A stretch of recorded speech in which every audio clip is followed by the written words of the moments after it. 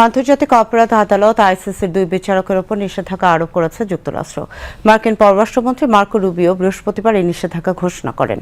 দখলদার ইসরায়েলকে মার্কিন সমর্থনের অংশ হিসেবে নেদারল্যান্ডসের হেগ ভিত্তিক এ আদালতের বিচারকের বিরুদ্ধে শাস্তিমূলক ব্যবস্থা নিল দেশটির সরকার। এই আদালত গত বছরের নভেম্বরে যুদ্ধ অপরাধের অভিযোগে ইসরায়েলি প্রধানমন্ত্রী বেনিয়ামিন নেতানিয়াহু ও সাবেক প্রতিরক্ষামন্ত্রী ইয়োয়াফ গ্যালান্টের বিরুদ্ধে গ্রেফতারি পরোয়ানা জারি করেন।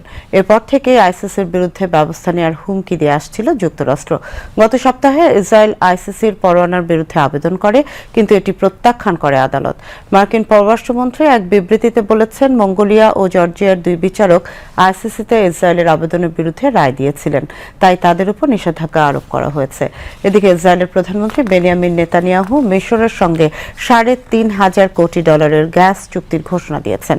বুধবার সন্ধ্যায় তিনি জানান, এই চুক্তির আওতায় একটি মার্কিন কোম্পানির মাধ্যমে মিশরে গ্যাস সরবরাহ করবে ইসরায়েল।